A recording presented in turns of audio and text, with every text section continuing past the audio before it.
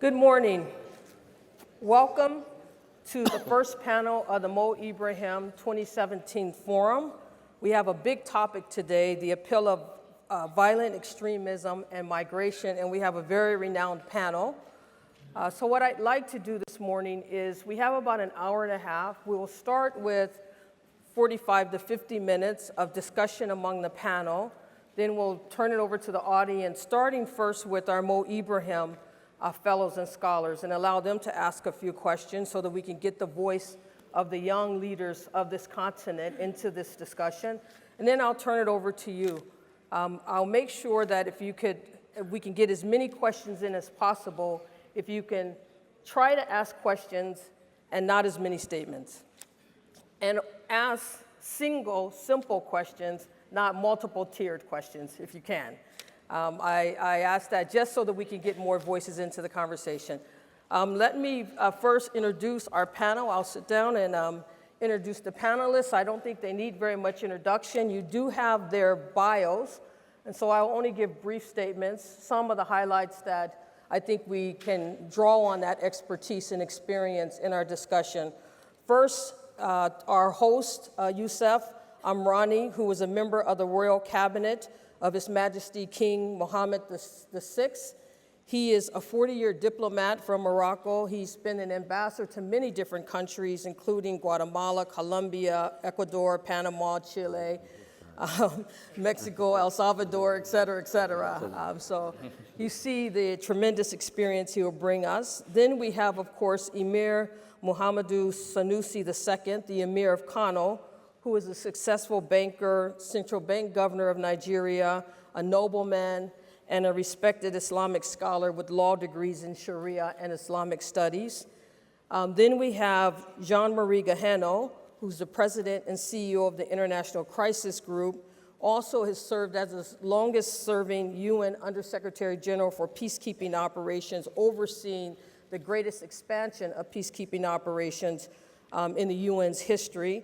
He's a French diplomat and scholar from Columbia University. He used to be the director of policy planning at the Ministry of Foreign Affairs in France, and also the author of several articles and books, of course, two that I want to bring out today, The Fog of Peace and the End of the Nation State.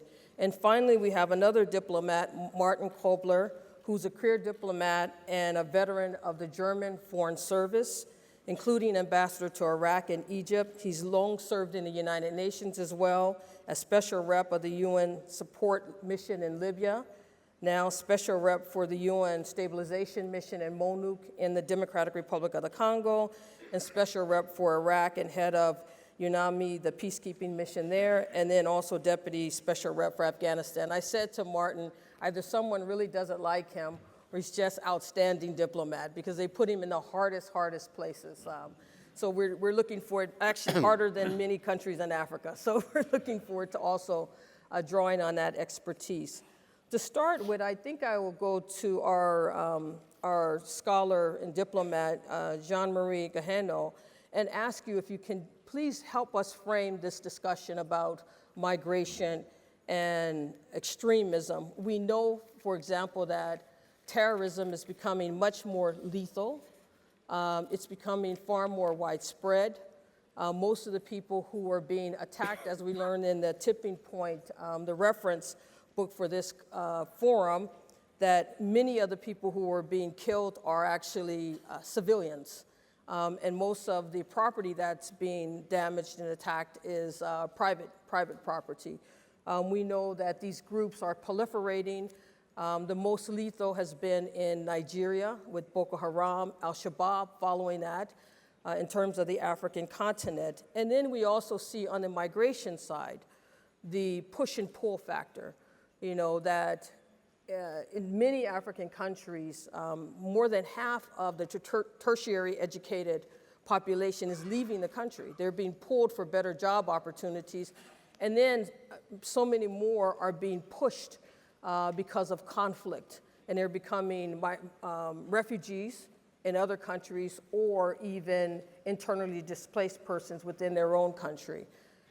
Interestingly, we talk a lot, and the media focuses a lot on the refugees in Europe, African refugees going to Europe, but in fact, the report talks about 93% actually stay in Africa, and only 3% are actually going to Europe. Can you frame this? Are refugees the terrorist nightmare of Europe, or how do we think about these two, terrorism and migration? I think it's very unfortunate, but in the public discourse, both in Europe and also in the United States, there's a tendency to lump together the issue of migrations and the issue of violent extremism. And I think the only connection between the two is that they are both symptoms of desperation. No one leaves one's own country willingly. It's really out of despair that people move out of a country. But the connection between the two phenomena stops there. When you look at terrorists, you see that maybe there is 0.00 something percent of migrants who turn into terrorists. Actually, the vast majority of migrants, they are the victims of situation in which, in some cases, there has been terrorism. And as you said, the bulk of migrants are not in Europe. The migration within Africa are the dominant feature. And you have a number of countries, and the report details that. You have a number of countries which have much less resources than the European countries that have to cope with vast numbers of refugees and migrants, and that puts a stress on them.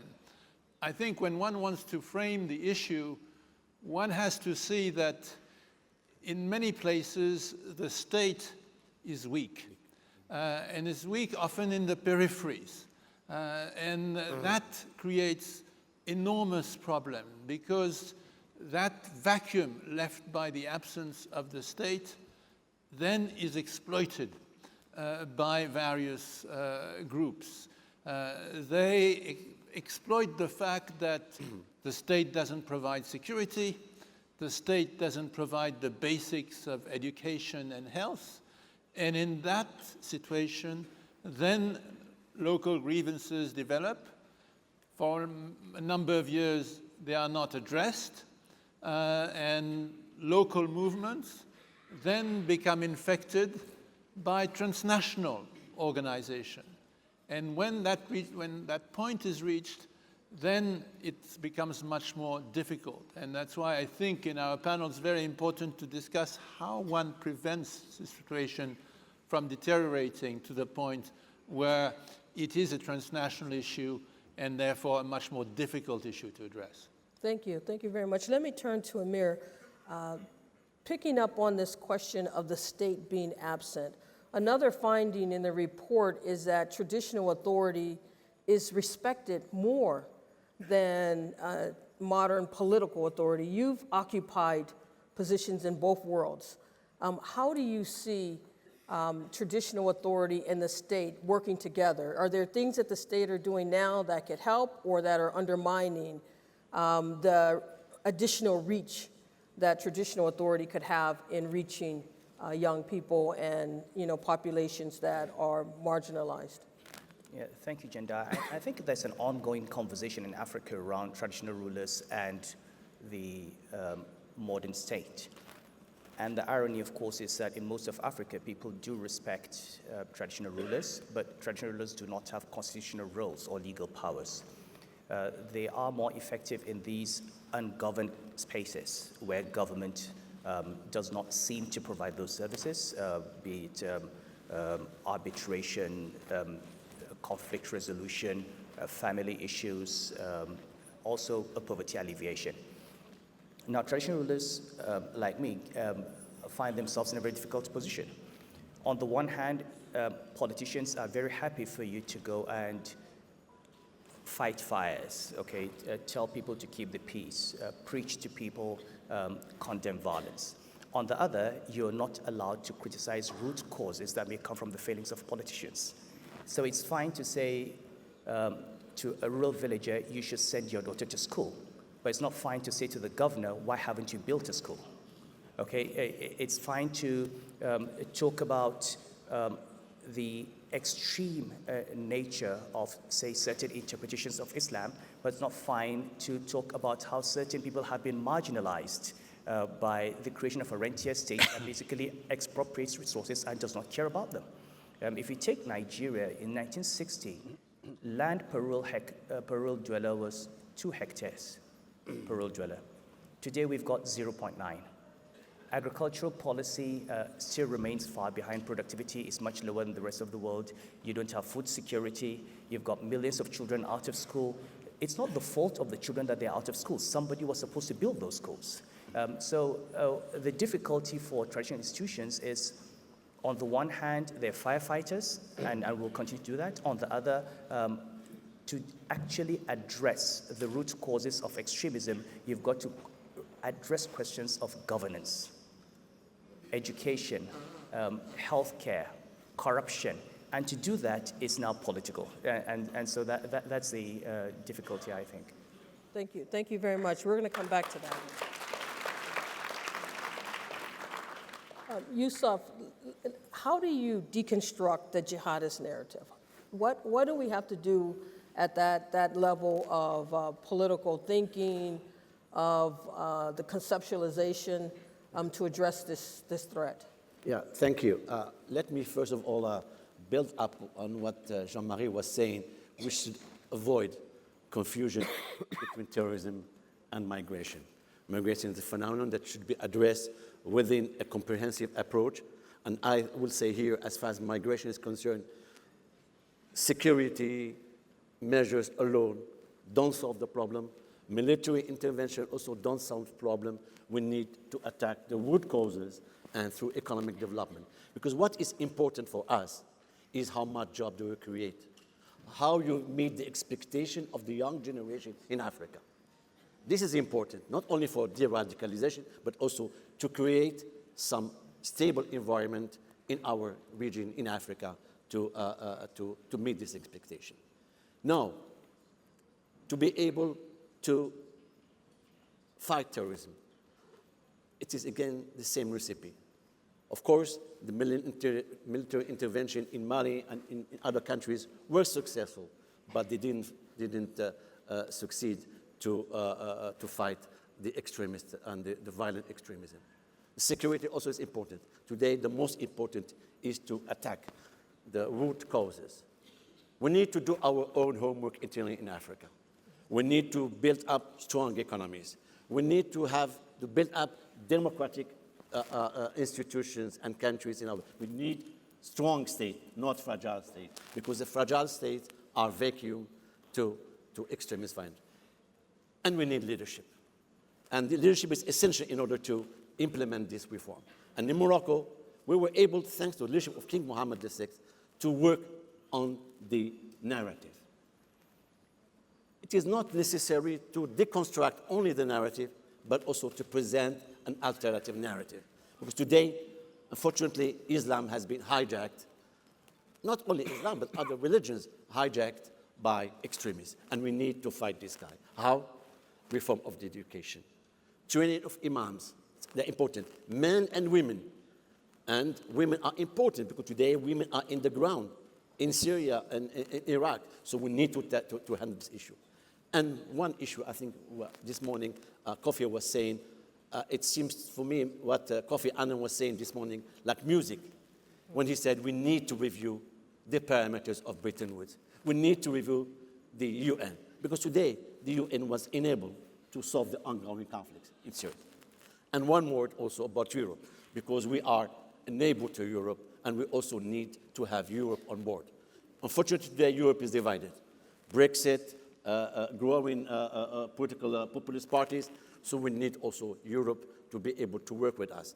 So to conclude in this first, we need to do our own homework, double track, two faces of the same coin, political governance, leadership and so on, innovation, it's important, and then the economic, because without creating jobs, we'll move nowhere.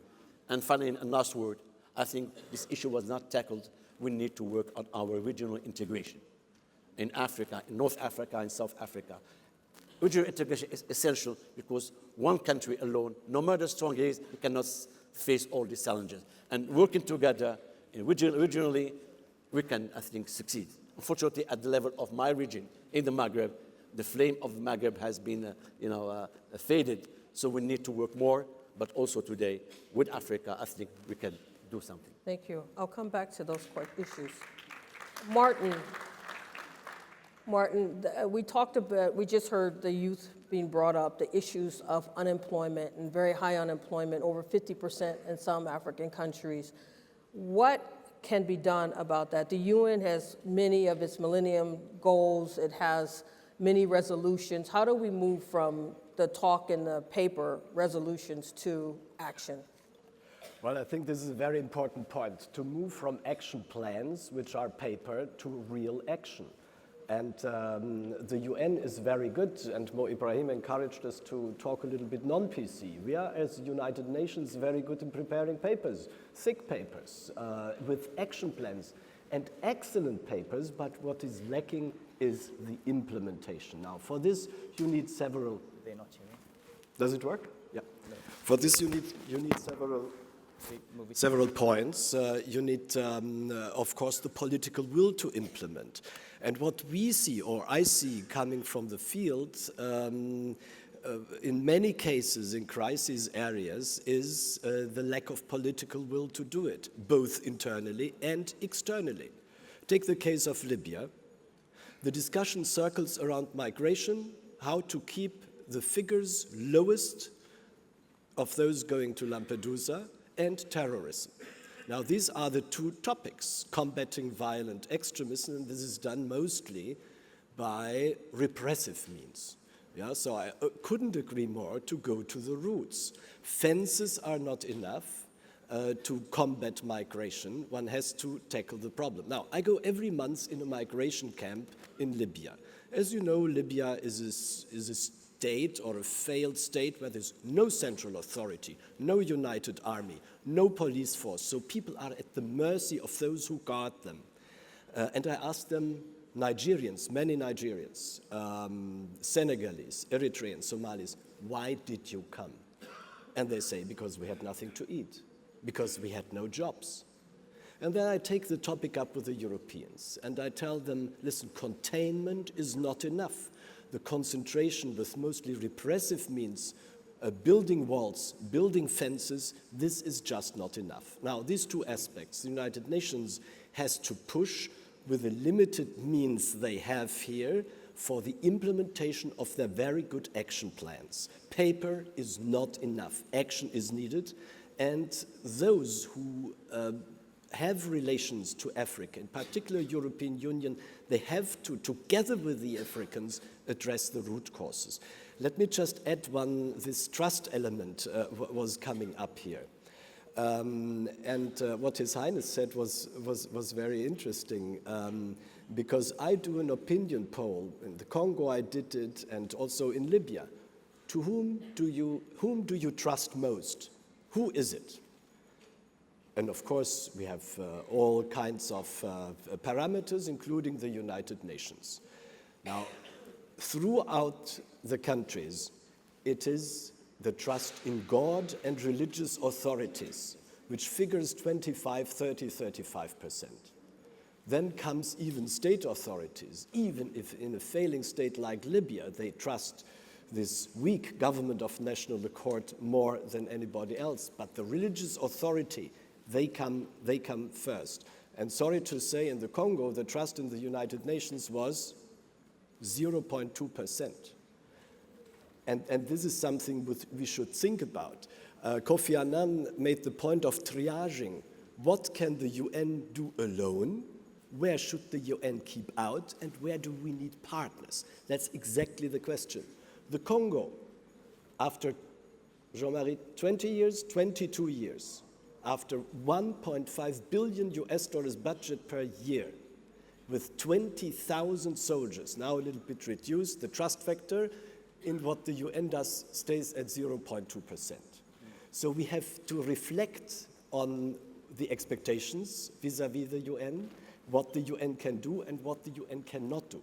So to focus more on community, on religious authorities, to de-radicalize and not on repressions. This is the internal factor, and the external factor, the international community has to go beyond containment and address the root causes of the problem. Thank you. Well, let's take this a little further. And you can, it's good to applause, but just hold your applause. Let's push these guys a little bit more. Basically, the international community has failed, right? I mean, the UN hasn't. The UN is often called upon to keep the peace where there's been a failure of the state, right? So political authority has failed. The UN peacekeeping operations have failed to protect civilians in a place like Congo with 0% trust. The post-colonial state has failed, right, in terms of governance, and is pushing traditional authority further. Religious authorities have failed because the doctrine of many religions have been hijacked by extremists. And the old people have failed, right? Because job creation, inclusion of younger people, which especially the African continent is, has the fastest growing young demographic in the world. So if you were to, given all of your tremendous experience, re-envision, right? Re-envision what institutions are required. Re-envision the relationship between the various levels of institutions, religious, traditional, state, international institutions. What would that be? Just give me a sense of what your vision is. Yes, we'll start with you, Youssef. I think, first of all, working with women and young people in our region is essential. Using the same tools, if I may say so, like the violent extremists, social media, internet.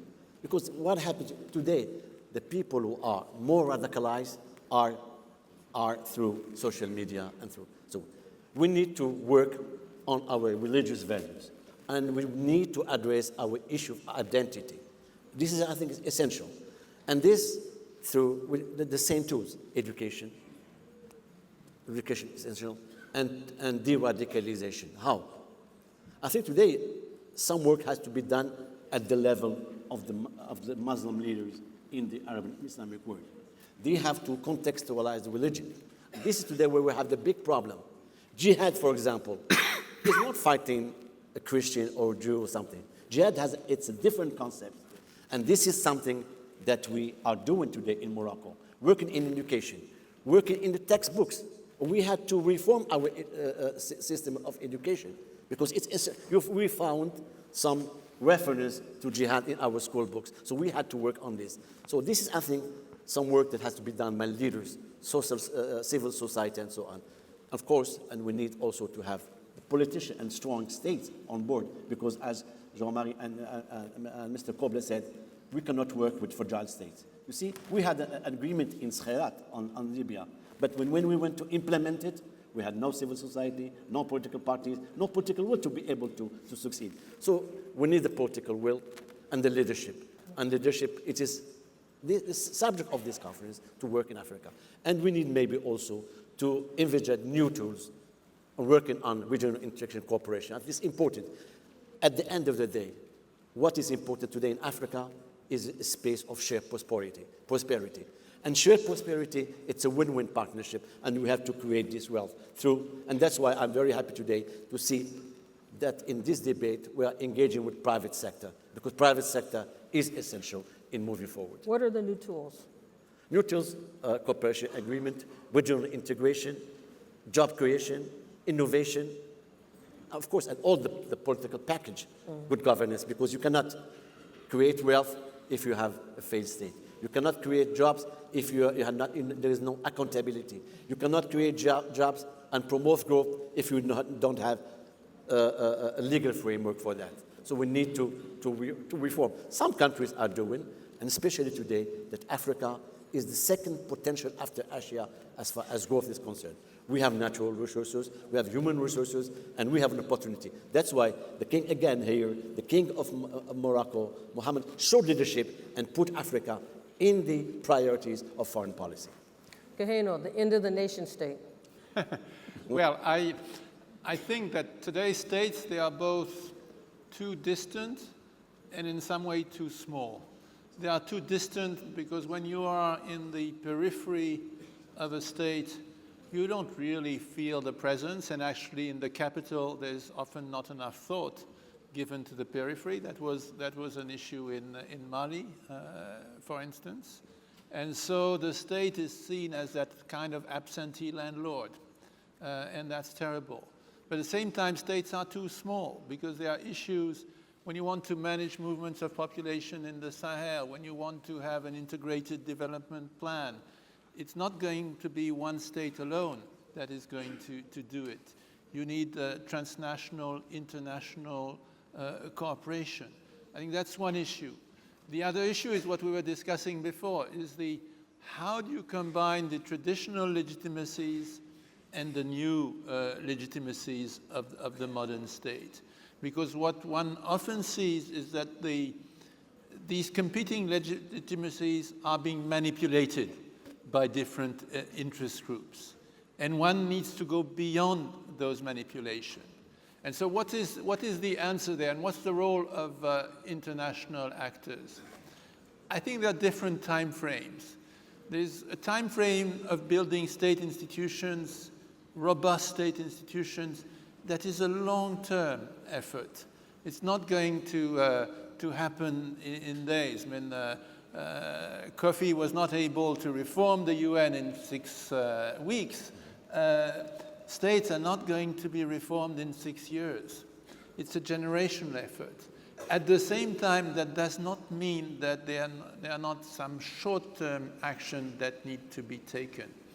And there I think it's all about politics and inclusivity of politics, because too often we see that the effort at the central level is not complemented by more local initiatives. And what is really needed in many countries which are teetering on the verge of crisis is that combination between the local legitimacy and the national legitimacy. And that's complicated. But if that does not happen, then you have a superstructure that is not connected to the people.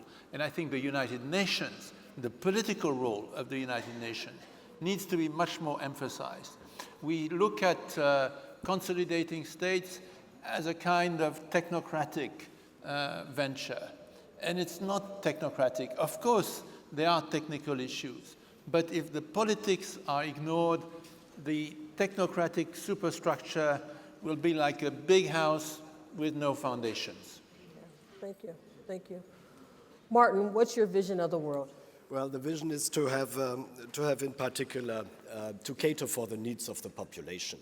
And for this, you need strong state institutions, in particular in failing states, and this has to be addressed in a parallel approach.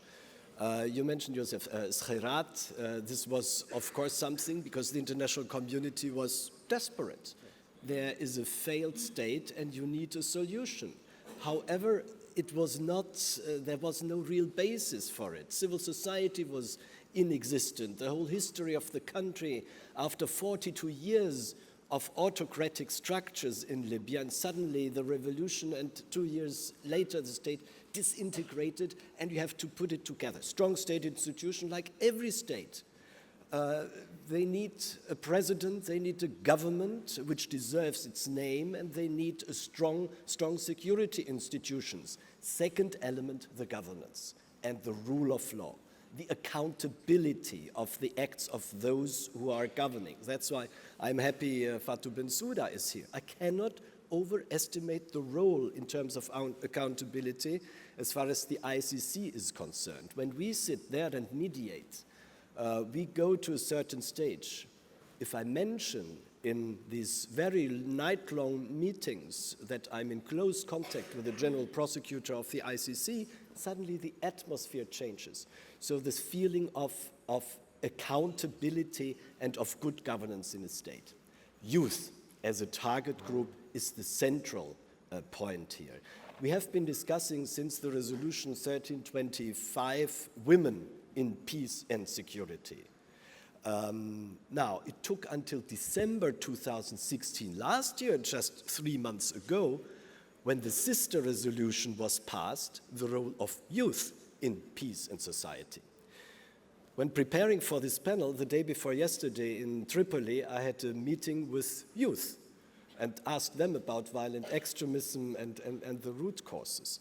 And the ideas you have from the young people who are not represented in the parliaments, who are not represented in the decision makers, this is great. So elections is here not the question. They just do not feel represented. And those who can vote, I mean, those below the age of 39 are 60%, and you see the figures here. And there is no connection between the young people and those who are the decision makers. After the youth meeting, I went to a politician, the chairman of the second chamber, and I told him, listen, I'm just coming from the youth group. And they said they are not reflected in your second chamber here. And then he said, oh, they should not. It took me 40 years to be where I am. Yeah? Now, I mean, this is not an approach.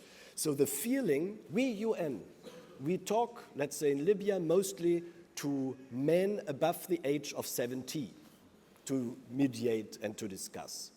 And the youth is totally detached from this process. And they are the majority of the population, and they are not only the future of the country, they are the present of the country. So I'm very grateful that, I mean, this is discussed here because the youth bulge, and if you read the papers, these excellent papers you presented here, you might lose hope that there is a solution. But this is not true because the potential of these people who are staying in the countries under really bad conditions and do not leave, they have to be supported to stay.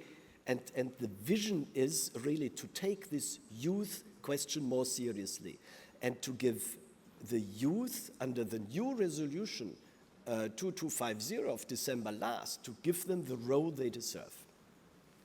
And what role is that? What role is that? Well, role is political participation on one side, and then also to re-establish the connects. What the young people, and I focus on youth very much here in my day-to-day work, they say we do not talk to the elder generation. That's why they drift also to those who give them a comfort zone, like radical groups. They cannot talk to their tribal leaders. There is a gap, at least in Libya. I do not know whether it's true for other African societies also, or North African society. They say we cannot even discuss our problems with the elders. We are just sitting there and receive instructions. So the speechlessness between the youth, the majority of the population, and the decision makers, this is huge. This has to be reestablished, and that's why this, I think, has to be addressed strategically. Yes. But not only here a youth group and there a youth group and a small project here financed by X. No, this must be strategically addressed, the problem of the youth bulge, with those who are in power and give them a role. Quota for youth. I'm not shy to request quota for women in a government. I never requested quota for youth in a government. Yeah, but because we are all in a way on this track to give women a role in peace and security, I request 30% also publicly, if a new government is formed in Libya, to give this post to the women. I mean, one of the, not the success stories, because there is not a single one, yeah? But to really be conscious to demand quota for women, for youth in political representation. I think this is a new element which could be introduced. Thank you. Emir, how do you see it? I think we need to be a bit careful about using a diagnosis for every place and every time. And we need greater clarity on specific and local contexts before we talk about solutions. And this is true of the global narrative, it's true of local narratives. So if you take the discourse on what's called Islamic extremism, for example, if you come to Algeria and you read the works of Abbas Madani, or you go to Tunisia and read the works of Rashid Ghanouchi, or you go to Sudan and read the works of Turabi, or you go to Egypt and read Hassan al-Banna and Sayyid Qutb, you can see the different flavors of the intellectual underpinnings of those movements. Now, if you want to know what's the intellectual underpinning of Boko Haram, what do you find? There is nothing.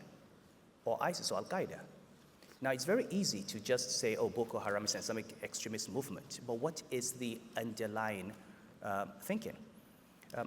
However, we do know that Boko Haram is a group that metamorphosed and matured in the Chad Basin, that the Chad Basin has lost 90% of its water resources, that agricultural development disappeared, that industry disappeared, that those are the areas with the highest levels of poverty in the world. One of the most interesting things about countries like mine is that globally, well, we have all these indices. So you look at UNDP index, and you see, if you take the UNDP OHDI poverty index in 2015, poverty levels in Nigeria, 46%. 46% doesn't look too bad compared to other countries. However, if you break these numbers down, in the southwest of Nigeria, 80% are living above the poverty line. In the northwest, 80% are living below the poverty line. And suddenly it becomes two different countries. Okay, and even those numbers don't tell you anything. As governor of Central Bank, I looked at numbers that said people are living on less than $2 a day. And it sounds bad, but you don't really know how bad it is until you look into the eyes of a woman whose baby has just died because she cannot afford drugs worth $5. Then you know what living on less than $2 a day means. You look at demographic numbers and demographic explosion, and you don't understand where they're coming from until you come to a society where a poor man who earns nothing has decided to marry 4 wives and have 25 children, and cannot take care of them. And you see a complete failure of social policy. I mean, who is talking about marriage? Who's talking about family structure? Who's talking about child spacing? Who's talking about the ability to maintain the children that you bring? And when we go into crowd resources as states, so you have state governors in the north who have 3 million, 5 million children on the streets without school. They go to China and they're looking for money not to build schools, but to build a light rail. You know, I mean, you spend $2 billion on a light rail. $2 billion. Imagine how many children you would educate with that. You know, you go to Abuja and Lagos and see all these beautiful bridges. You know, we're trying to look like London, you know, and yet you just move a few kilometers away, and to get from the main road to a village will take you 3 hours. Farmers cannot get their produce to that. So the whole idea of understanding how people actually live and that the state exists for that and crowding resources for that, I would say globally we need more financial institutions that provide finance for social services. We want people to come in. There's so much money coming into power, into roads, into airports, into seaports. But how much of that really has an impact on the kinds of issues we're talking about? My country has 170 million people. The median age is 19. In the next 20 years, we're going to have 85 million Nigerians between the ages of 20 and 40. What are we going to do with them? That is the population of Germany.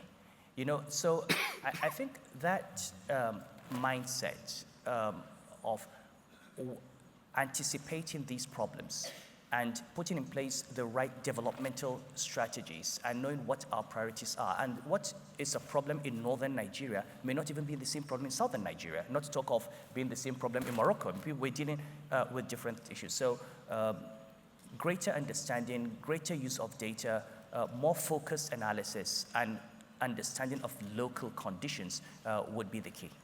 And to get to that local level, more nuanced, more context-specific types of policies, there's a challenge, right? There's a challenge at the national level, but there's also a challenge in terms of north-south dynamics globally. You know, the questions about power and who defines Precisely. where the appropriate policies is one that needs to be dealt with. Precisely, and it begins also from the whole idea of marginalization. So I'll give you a simple example. If you look at the number of the statistics in northern Nigeria on, say, illiteracy or out-of-school children, you'd find millions that are illiterate and out of school. Now, but if you actually spoke to these people, if a child has learned how to read the Quran and write Arabic and speak Arabic, he's still counted as an illiterate. But he's not really an illiterate. But because the system says he's an illiterate, there is no clear policy in the educational curriculum for mainstreaming these people. So people learn Arabic, they speak Arabic, they don't speak English, they are illiterates. The only option open to them is to fall into the hands of these radical preachers who speak their language, who radicalize them. And the system does not see them because they have been totally marginalized and are voiceless. So how do you have a system that says if you speak Arabic, you are literate, you can work on computers, you can do outsourcing, you can do robotics, in Arabic, you can go into a secondary school, go into university, you can be a biologist, you can be a doctor because there are Arab doctors. You don't need, you've got people who speak Chinese and they're doctors and engineers, they don't speak a word of English. So, so this hangover of the post-colonial state where literacy and education itself is defined in being proficient in the language of the colonial master adds to the sense of marginalization and to the structures of inequality and domination. And we need to begin to interrogate the whole mentality of the post-colonial state.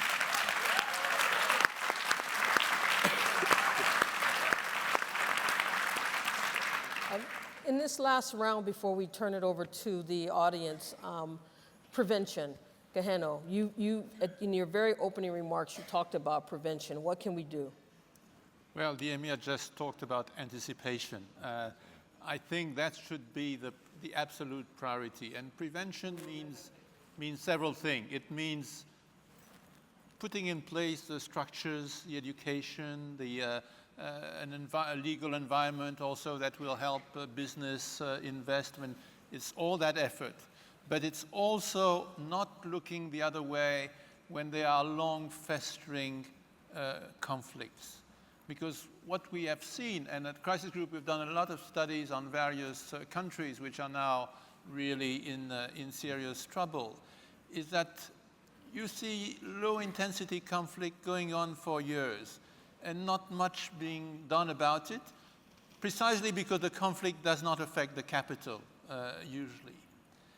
And over time, chaos begins to set in, and then terrorism prospers on chaos. Terrorism comes usually late in the game, so to speak. It does not come early. It comes after a long period of neglect, and it is that neglect that prevention must address. So my recommendation would be, when you see very local conflicts over land issues, over cattle rustling, over a variety of things that happen in many places, don't think it's not that important. Address it before it becomes something which will then attract the attention of the international community. And maybe you don't want that attention, because the way it's going to then react is going to be heavy military action. It's going to escalate the conflict, and then you will have a problem that will be really much more difficult to address. Yeah. So having political prevention should be the absolute priority. Yes, Martin. If I may here, I think the books and the studies written on prevention are many. So whole libraries are filled with that it's necessary to, of course, and it's a commonplace also, to prevent a conflict rather than to do the crisis management. But what are the reasons why it doesn't work? There is a lack of political will to prevent by those who are the decision makers. What are the reasons? This I always try to find out. The international community is bad in prevention, not in theory. The papers are there. And it's very clear, but what are the reasons why governments do not want to prevent the conflict? And this is the lack of political will. in democratic societies, maybe it has to do something with the short-term kind of being in office, that you just try to manage a crisis, but not to prevent. So what we see here in all these slides about population growth, about growth of terrorism, where Nigeria is mainly affected here in Africa, climate change, which is an additional factor, migrations coming not only because of poverty, but also because of climate change. Why is the international community not in a position to do it? And what can we do to encourage politicians to take care of these crises? And this is an unsolved question. Do you think the UN will go away like the League of Nations did if it can't address these problems? Well, I mean, it's the national governments who have to have the political will to see a conflict is evolving and to go in and not to call for the United But the Nations. Security Council is a particular problem, right? Yes, I mean, it's Yeah. broken. it's divided. It's broken. Yeah, it's divided and inactive, but It's broken. I think to be honest, when prevention reaches the level of the Security Council, already too late. In some ways, too late. It's already too late. I think what we need today is more ownership in the UN system from the southern perspective. From the? Southern perspective, from the South Africa and so on. We should be associated to the discussion. Of course, we are non-permanent members. But for me, I think I agree with my two predecessors. Prevention, anticipation, essential for peace and stability and security. And we need that today. What is Morocco going to do? Okay. Morocco's just joined the AU. Yes. Morocco has resources. Yes. You talked about the new tools. Yes. What can Morocco do on the continent? Okay, before answering the question, I said Yes, I finished go ahead. my first remark. Yes. Security, peace and stability essential. Two, without shared prosperity, we're moving nowhere. Yes. And this goes they are the two faces of the same coin. And then we need the solidarity from our partners. We didn't wait to join the EU to work in Africa. We understood today, a long time ago, that Africa is a priority for us to make business, to participate. We are the major contributor in peacekeeping force in Africa since a long time. We're everywhere. And we'll continue to work that because the King, Mohammed VI, put the human dimension at the center of the policy. The human dimension, it's the most important today is how to work with the young, how to respond to the expectation of the young that all my peers were saying. So we are going to continue to work. It is a priority for us. We joined the EU. We will continue to work within the spirit of building up strong instruments in the continent to prevent conflicts, but to create wealth and to promote growth. This is the major challenges we have to face today. And how about the relationship with Europe? I think this is a big issue. I was saying earlier that we need a strong Europe. We need a united Europe. And we're happy in Munich, in the last security conference, you were there, Mrs. Merkel put Africa as a priority in her chairmanship of the G20. So we need Europe to be more involved. We need Europe to be a player, not only a payer, because Europeans always think, on instruments, how neighborhood policy, and we need Europe to have more ambitions towards its Mediterranean partners and beyond to Africa, because Europe can bring, because they have experience. But today, Europe is in crisis. You know why? The Brexit, the growing populist movement in Europe, and we have one issue, we didn't talk about it. Today, we have Islamophobia in Europe, and we have to avoid this. We have to work to explain the real image of Islam, that Islam has nothing to do with terrorism, that terrorism has been hijacked by violent extremists. Islam is, and we need to, again, to work on this dialogue of cultures and civilization. It's essential today. This dimension is essential to promote these values of tolerance, of coexistence, because we are very much concerned, as far as Morocco is concerned, with the growing importance of populist movement in Europe, which are gaining elections, and some in some countries of Europe. So we need a strong Europe with us. Maybe Africa needs to teach Europe how to become more inclusive, Well, yeah, I think so. deal with more people, yes.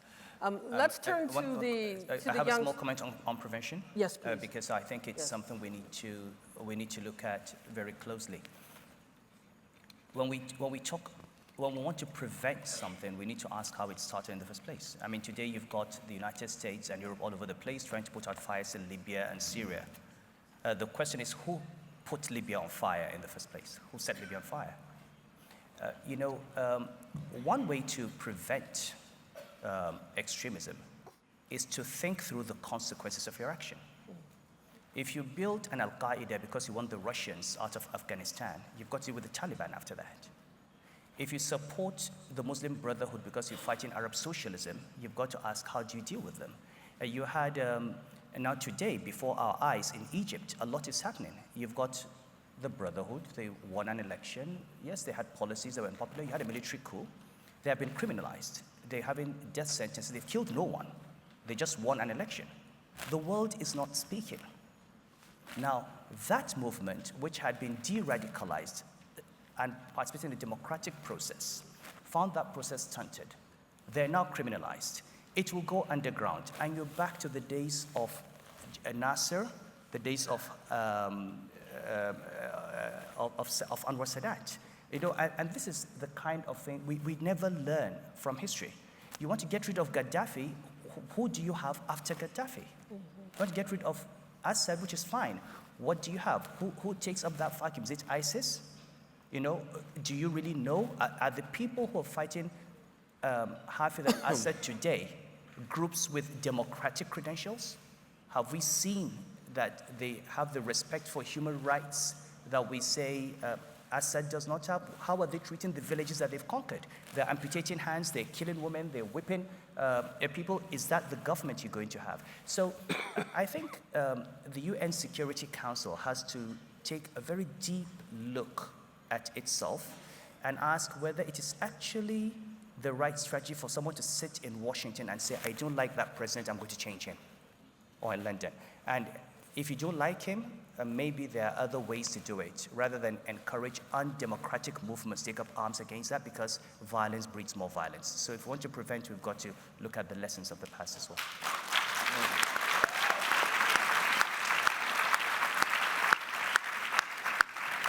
Yeah, I think one of the challenges is, we talk about young people as being sort of recruited into extremist groups and terrorist groups because of a failure of something. But it also is because of an aspiration for something different. And I think there's a fundamental understanding within them that the world is not quite right. And there's a hypocrisy in the description of what's happening in the world that's not being directly and clearly addressed, because there are tremendous hypocrisies in the world. And young people see it, and then people paper over it, and that then leads to that disaffection. Let me go to Robtel and see if she has a question for us. Thank you so much. My name is Robtel Nijay Paley. I'm a researcher based at the University of Oxford and a former Mo Ibrahim PhD scholar.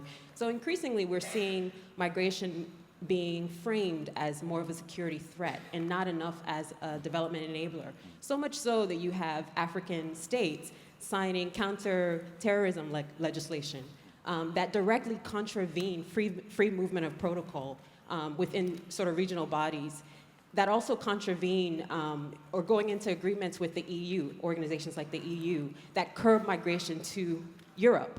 My question for the panelists is, how do African states reconcile these security, sort of valid security concerns with the need to ensure that migration is enabled on the continent, that you're not curbing migration, intra-Africa migration, in a continent that is increasingly really difficult to travel with an African passport? I mean, I'm a prime example. With the Liberian passport, traveling within Africa is so difficult. Even coming to Morocco was difficult.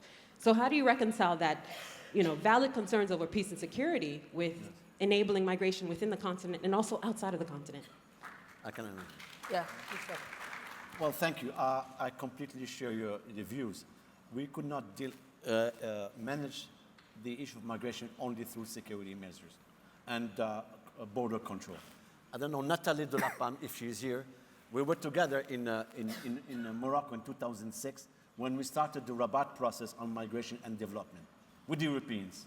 It was an initiative from France, Morocco, and Spain to find the solution of a humanitarian crisis. And we agreed on three parameters. One, the fight against illegal migration, the mafias, and so on. Two, the facilitation of legal migration. And three, development. And that's why we call this process migration and development, because we said we could not address this issue only through Frontex and border control. And we need to work. And that's why after that, during the EU-Africa summit in Lisbon, the Africa strategy was one of the major issues addressed by this conference. Today, we still have to continue. Morocco, I give the example Morocco. Morocco in the 60s was a country exporting, if I may say so, migrants. We've been transformed as a country of transit. And today, we're a country of destination. So we have to adapt. We had no laws, and we have to adapt ourselves. And we now, thanks again to this leadership, we were able to have new laws on asylum in Morocco, and we are giving to all our brothers and sisters from Africa the same advantages and rights like Moroccans, because we need now we are a country of destination of sub-Saharan migrants. So not going anymore to Europe. So yes, you are right. We have difficulties. We have pressure on us from Europe to sign the readmission agreements, and we never signed the readmission agreement. We never. I was the negotiator of this agreement. We never signed because we think that migration should be dealt with a comprehensive approach, facilitate legal migration, fight against illegal, and solidarity. Yeah, the more you make legal migration difficult, the more you create illegal migration. And illegal migration then benefits criminal networks who can be linked to terrorism. And so you are, in the fight against migration, you are actually creating the conditions that are going to produce more migrations. It's very important to have a legal avenue to migration. Illegal avenues, it means crime, it means transnational terrorist organization benefiting from that. We see it in Africa, we've seen it a lot in Central America, and so that is really a self-defeating policy. I think we have to admit that migration are here to stay, and they can be something quite positive if they are well managed. You look at different countries with different resources, with job opportunities that are not the same from one country to the other. If you just make every country a prison for its own people, it's not going to work. You need that kind of integration within Africa, and you need a fluid relationship, managed relationship between Europe and Africa. And at the moment, Europe has much too much a kind of transactional view of its relationship with Africa. Instead of seeing the development of Africa as a fantastic opportunity for Europe, it sees it through the negative lens of terrorism, illegal immigrants, and that is a self-fulfilling policy that will create more problems. So there has to be an education, and sadly, I think in Europe, that debate is not really developing. We don't have a panel like the one we have this morning in Europe, and we need it. Thank you. Yeah, Martin. One sentence on this. I think it's crucial to re-establish fair trade relations with Africa. This is the development aspect and the comprehensive tackling of the problem. Mic up? Why does the European Union enter into negotiations with African countries on migration, and at the next day they enter into negotiations about free trade agreements on chicken wing? Why does Europe export the surplus of its food and killing the chicken industry in Senegal? Why do we have tomatoes in Ghana from Europe? I mean, it just doesn't make sense. Now, this comprehensive review we discussed most of the morning on the root causes. To address root causes implies fair trade relations, and this means to strengthen the local economy. We have not discussed the role of private sector. The role of the private sector here in the build-up. We speak about development and mean development assistance and UN. This is not the problem. One can do very much without money here. Trade relations, but also the promotion of private sector in a controlled way in order to keep people where they are. And then we have the preventive approach, that people do not enter into migrational flows. Thank you. I have a comment. Yes, go ahead. Hey, Jendayi. I haven't answered. Oh, I'm sorry. Please. I'm sorry. I think the underlying text of that question is that migration itself is not bad. Okay, I mean, surely if it was that bad, America wouldn't have had the president and the first lady that they have today, even though he, so there is a, so it's not entirely bad. In the case of, take the Sahel, okay, and this is extremely important. Today there is a lot of security concern around the Sahel, the Guardian Islamic Maghreb, and so on. And if you think of the Sahel 400, 500 years ago, that was basically a great landmass of migration. I mean, we're sitting here in Marrakesh, which was the capital of the Almohad Empire. A lot of West Africa became Muslim and Maliki from this city. Okay, traders moving out and caravans going to, but it was not just a religious movement, it was also a commercial movement. Now, the Sahel 400, 500 years ago was the richest part of sub-Saharan Africa. Cities like Timbuktu and Gao and Kano and Katsina were the major ones before the steamship was discovered, before the coastal cities, and before colonialism. That migration will continue. If you go all the way from Port Sudan to Senegal, the people are culturally and historically very close. I mean, if I cross, Nigeria is Anglophone, Niger is Francophone. If I cross into Niger, I don't need to speak French, I speak Hausa. Okay, and the Sokoto Caliphate extended all the way into Cameroon and Niger, and on the west all the way to Mali. Okay, so you've got this long history. You can't put a stop to that because some people sat around a table and drew lines and carved out Africa into small pieces. Okay? Now, since you cannot eradicate 500 years of history in a European conference, you might as well say, if this is a natural wave of migration, how do we make it profitable? How do we build economic zones? How do we make transportation easy? How do we make people who move actually move to have better lives? And I think, I suppose that is really the underlying theme. Rather than try to stop people from migrating, how do you study these patterns of migration and make them safe and profitable and developmental? I think that's the key. Thank you. Thank you very much. Ayat. Hello, my name is Aya. I'm from Tunisia, and I was a Mo Ibrahim scholar last year at SOAS. And I did my thesis on youth radicalization, recruitment of Daesh in Tunisia, and recruitment of Al-Shabaab Mujahideen in Kenya. So my cousin, in 2013, when he was 22 years old, he was radicalized. He's a graduate, an engineer. He's middle class, he's not unemployed. And he decided to go to fight in Syria. We succeeded to de-radicalize him, but that made me feel that radicalization is knocking my family's door, and that's how I got involved in working in this. I have 3 main points, if you allow me to get across them.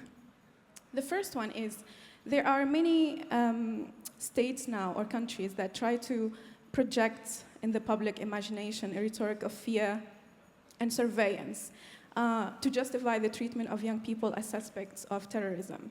Don't you think that de-radicalization policies are further radicalizing the youth? Don't you think that the UN global counterterrorism strategy is giving a free hand to states to violate youth rights, to justify online censorship, to stigmatize youth based on their age? And to me, the state response to terrorism so far has been typically retributive because it's resulting in a collective punishment of young people.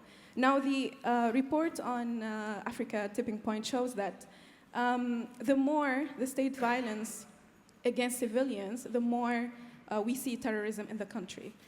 Yet, UN programs and state programs focus on building a culture of peace for the youth, nonviolent communication for young people, building peace builders. But to me, the people who need first nonviolent communication are security forces, because they are breeding the violence. The second point is really about youth agency.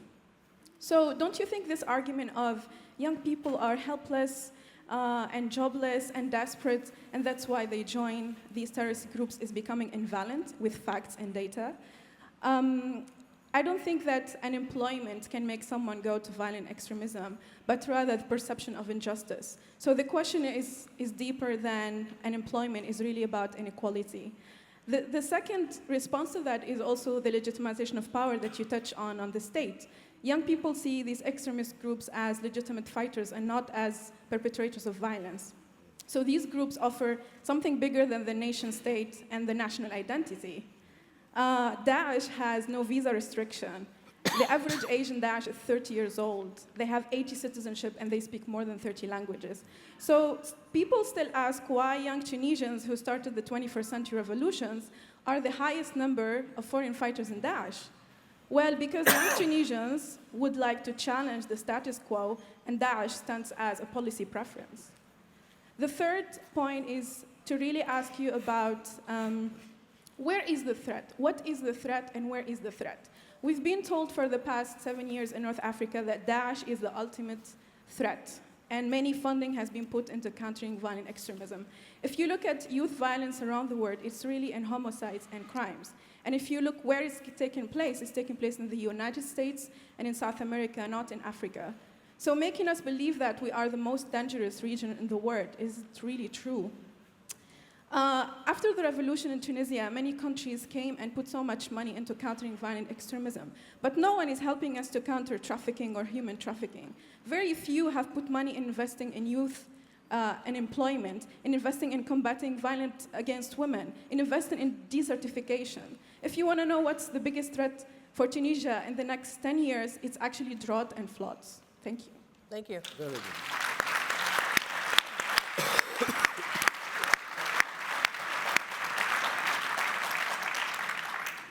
Tough question, huh? Does anyone want to address any of that? No, A tough act to follow. I take it as a statement. no, that's exactly what I was Well, going to say. I can give raised- one example, actually. Yes. Which country in the world is a country with the highest rate of violent deaths per 100,000 after Syria, which is number one? The United States. Salvador. Salvador. Salvador. Yes. And it makes the point very, very strongly. Yes.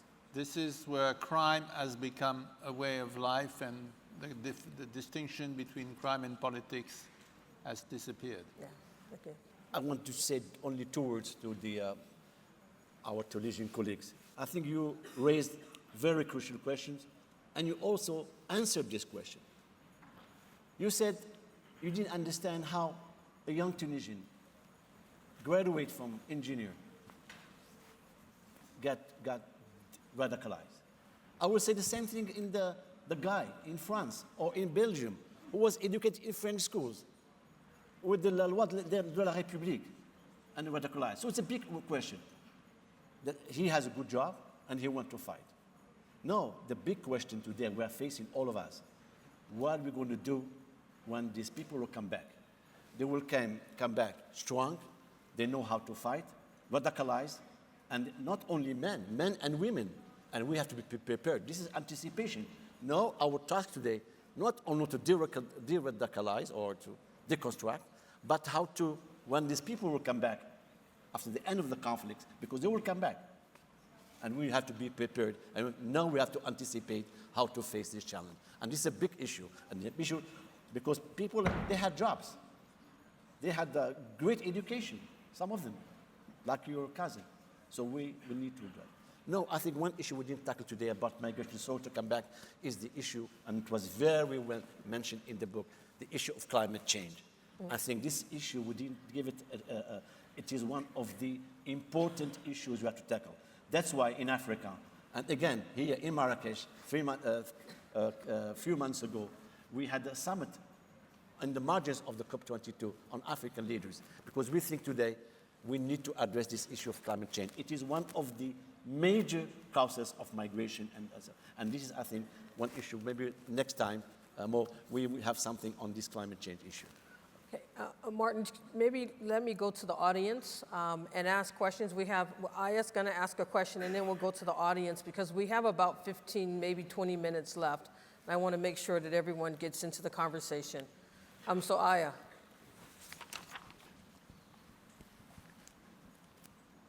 Hi, my name is Ayat Abdelaziz from Egypt. I'm Mo Ibrahim Scholar at the University of Birmingham.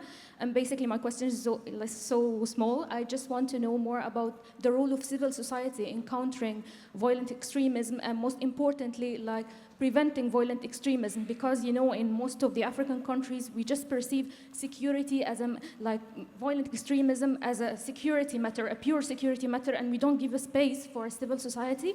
So I just need to know more from the panel about that. Thank you. Thank you. Well, technically, if you think of civil society in Gramscian terms, the religious establishment is civil society.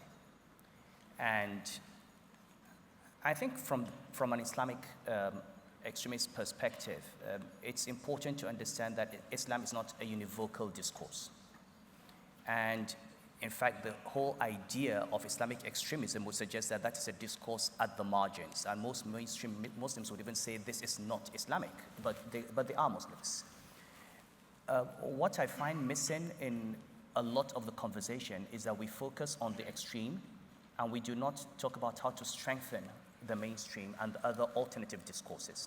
And this is true of the entire Muslim world. Internationally, I mean, Morocco, I'm in Morocco, and I'm not a diplomat, but I'm actually, what I say is the truth. If it's just wrong, I would, okay? But Morocco has made tremendous progress in terms of redefining and reinterpreting Islamic law in a manner that's consistent with the demands of our times. And we all know that, whether it's you to go family law, you're looking at international relations and so on. But where is the lodestar for Muslims today? Everybody's talking about Saudi Arabia and Iran. And both countries, frankly, because of their geopolitical reasons, because of their conflict and their competition for ascendancy, have radicalized and divided the Muslim world. And they've held on to very conservative, very intolerant versions of the religion. Maybe the Muslim world itself needs to shift its focus in terms of where the leadership goes. Look at Malaysia, look at Morocco, look at Tunisia, look at Indonesia. Why look at Saudi Arabia and Iran? And that can only happen from the body of scholars within the different Muslim countries who would change the discourse and say, you know what, this is not your role model. Your role model is not ISIS. Your role model is not an Islam that says there is only one true interpretation of religion, or there's only, or that does not separate what is personal from what is public. You need to look at what countries that have had. Malaysia is a fantastic example of a Muslim country that has been able to live with its religion and also live in the modern world. Why can't we be more like Malaysia, more like Morocco? Why do we have to be more like Iran and more like Saudi Arabia? Now, I think engaging civil society, looking at where children, in Nigeria, I'll give you an example, so many people go out to the Arab world to study. I'm not sure the Nigerian government even knows what countries they go to, what curriculum is taught in the university, what they come back with. And before you know it, you've got violence. I mean, there's no deliberate attempt to, as has been mentioned, train imams, train scholars, train du'at, so that they create the kind of society you want to create. And that's really where the civil society comes in. Thank you. The audience, let me see, where do we? Yes, right here.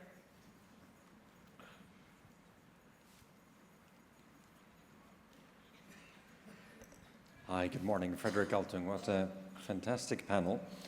So I head an NGO called Integrity Action. We help communities fix projects and services that have failed because of corruption and fraud. There was a study in 2008 by the RAND Corporation on terrorist groups, over 600 of them around the world, and how they ended. And in that study, they found that almost 50% of them ended when they joined politics. 40% of them ended because of policing, less than 7% because of military tactics, and then the rest. So almost 50% because they entered into politics. In the lovely review that there is, so in the panel, the only person who spoke politics was the emir, actually. You were making many political references to the challenges of politics. The diplomats were less political, which is understandable.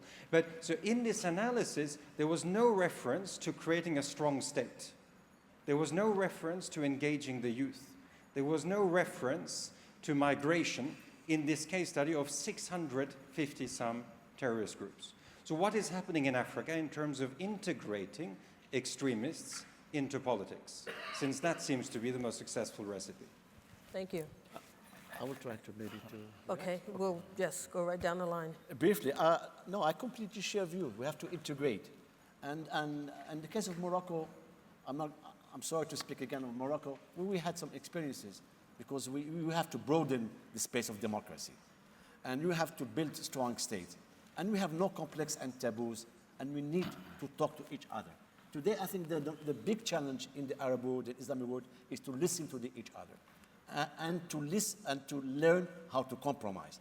And we compromise on the issue of women. Today, gender equality is in our constitution. It was not easy, but we had to talk and to compromise between all, the leaders, the conservative, and so on.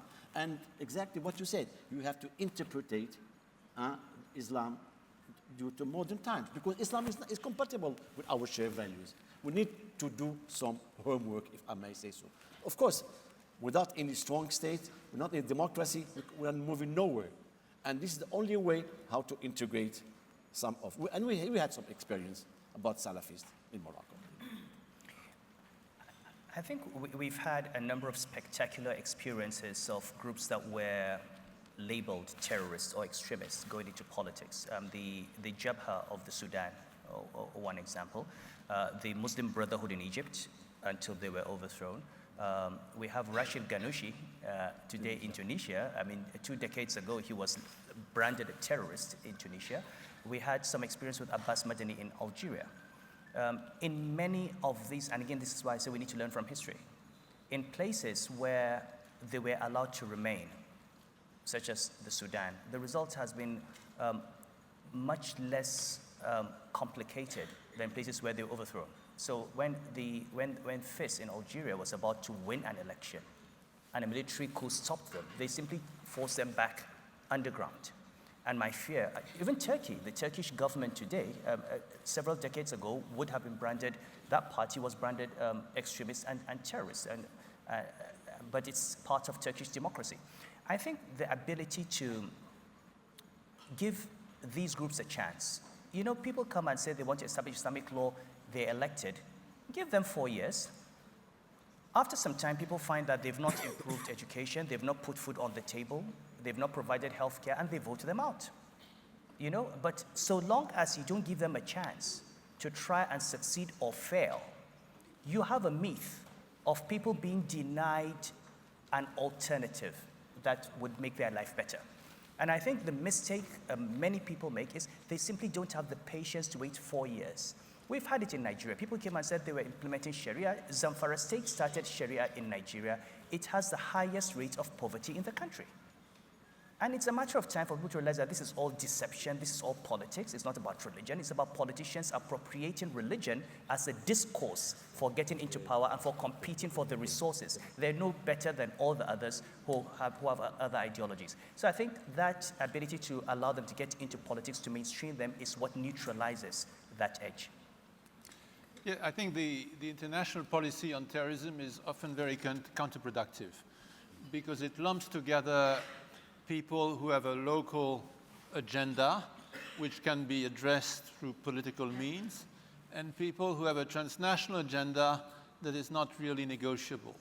And so this way of now drawing up lists of terrorist organizations with which one cannot talk is very dangerous, because it means that you cannot peel off people from those organizations. You cannot talk to them because you are then supporting terrorism legally. And I would like the European Union to take a different stance on that than the United States, which is the most adamant on that position. And it's very dangerous, very counterproductive, because it means that people in Mali, in a variety of places, who have joined the terrorist organization because they felt that they were effective fighters, and so tactically they thought it made sense. They are caught in the trap, and you cannot bring them back to the political process by engaging them. So we really need to talk about terrorist acts, but not too much about terrorist organizations. Thank you. Another question? Yes, here.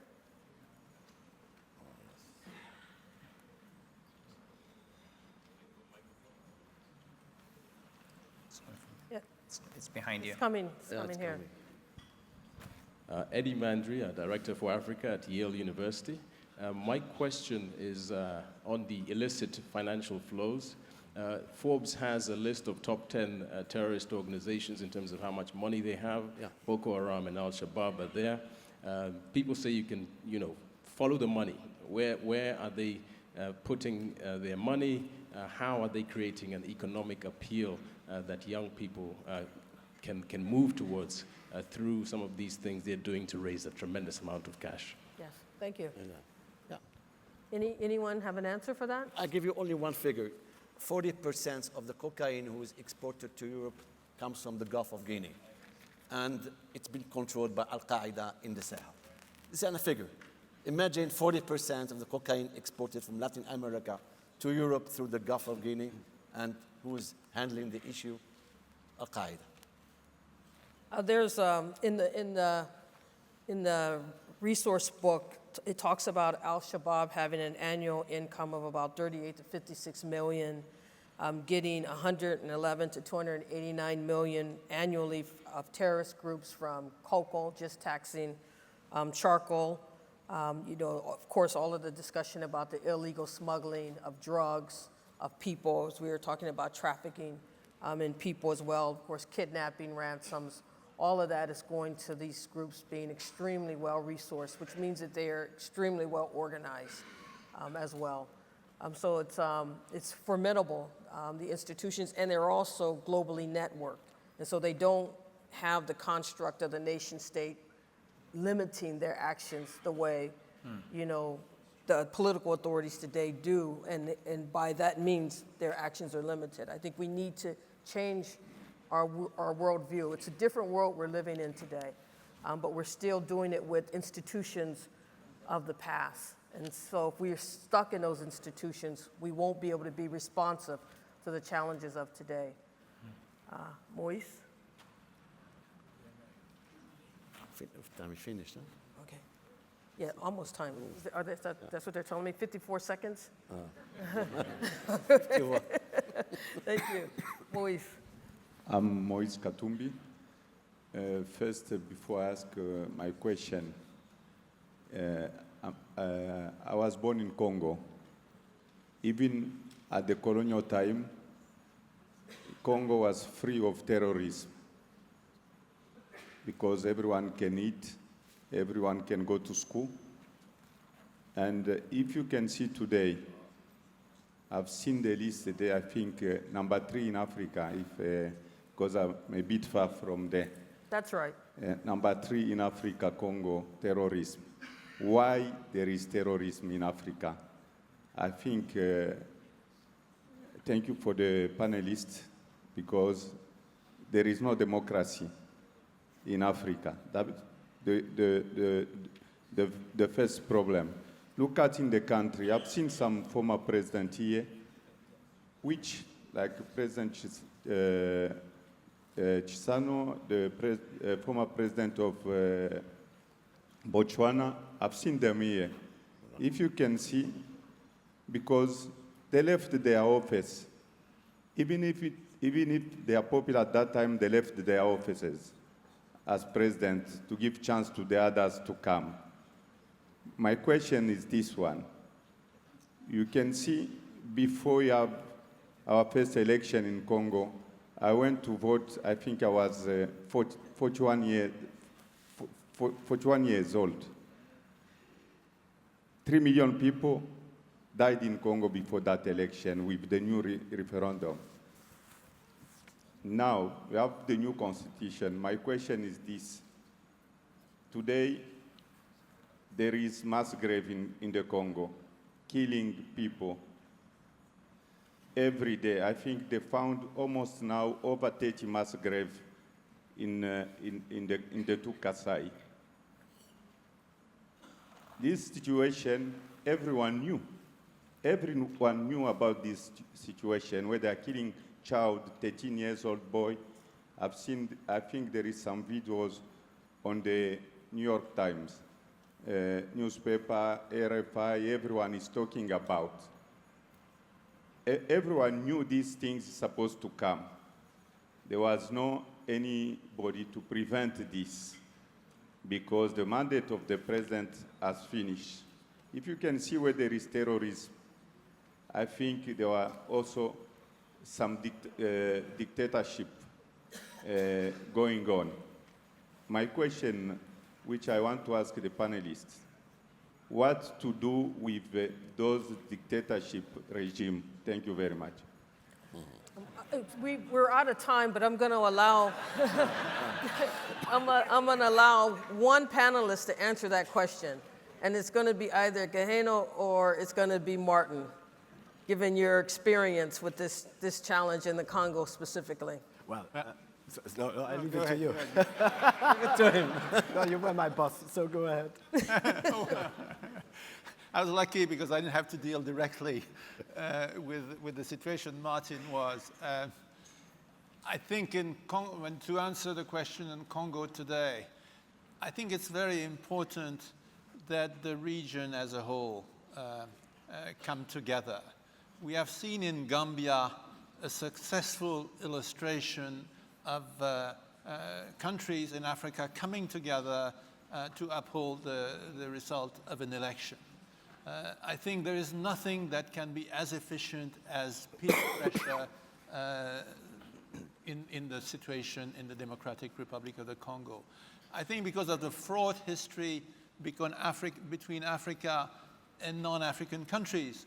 I come from a colonial power. It's not, it will not work if outside countries tell the Africans you ought to do that. It will be seen as colonial imposition, and it will play into the nationalist card. So I think the best option, it's not a guaranteed option, but the best option is to have the continent coming together to tell leaders who want to stay in power that their time is up. Thank you. I'll just add to that in wrapping up, which is that indeed the region is often the most effective in putting pressure for peace, but it's also most effective when the outside powers come in behind those solutions and support them. Indeed. You know, that's the best, I think, combination of it all. What we've heard today is a need to deconstruct the jihadist narrative, especially by recognizing Islam has many voices and moving from a focus on the extreme to the mainstream. He's been desperate. Oh, sorry, Abdullah. Oh, I defer to you. No. I welcome your voice. Yes, one question. Hey, you are. We can hear you. Thank you. Following on the masterpiece from Jean-Marie on the failure of the nation state, whilst we recognize the efforts that are being done in individual countries to deal with migration, with terrorism, and so on, we commend this, and I hope they would optimalize them. But at the end of the day, the solutions are cross-boundary. So what do we do? What do we do to give credence, to give emphasis, to give impetus and support to what's happening at the regional, particularly in Africa, at the sub-regional, regional, and continental level? I think at the end of the day, this is where the solution will be found. Thank you. And what do you think we do? No, I'm asking the question. I'm not a panelist. I'm putting the question to the panelist. If you But want, you could very well be. No. Let me just put a question, and then I will let they have better minds than I'll let myself. a panelist Thank you. answer. Yeah, I'll sure. take the liberty to I think it is an ongoing process today in Africa. And we should work more on regional integration. I think this is a key issue. In order to solve the conflicts, in order to build up peace, in order to create a space of shared prosperity, because as you said, at the end of the day, how much growth do we create to respond to the expectation of our young generation? And there are not too many recipes. More private sector, more transparency. And to respond to our colleague, today the democratic process is an irreversible one in Africa. And we'll have to continue in this, and we have to, and we will reach, And thanks to our position in the world today, I think we can bring a major contribution to the stability of the whole region. I think we are on the right track. We have some difficulties. We are trying to overcome. We are trying to compromise and to find the appropriate political solution for that. Thank you. So to wrap up, again, we've heard about deconstructing the jihadist narrative, recognizing Islam has many voices and moving from extreme to mainstream in terms of religious traditions. We need to move beyond the colonial state or the post-colonial state with its structures of marginalization, looking towards traditional authority, the marriage of traditional and the modern state. I would also say marginalization of women and marginalization of youth. I think Martin's point about bringing more youth into decision-making is extremely important, and I would say bringing more women into the leadership of global institutions is equally important. We need to be more strategic in our action, moving beyond resolutions and talk to real action. We need to transform the relationship between Europe and Africa. I think part of that transformation is Europe learning from Africa, maybe also allowing some of the immigrants to repopulate Europe as well, thinking differently. And we, most importantly, need to move beyond reaction to prevention. And we've heard many of the issues of prevention in terms of the root causes. So with that, I'd like to very much thank our distinguished panel. I think that they've given us tremendous insight. And I also want to thank all of you for being an outstanding audience. Thank you. We'll move on to the next section.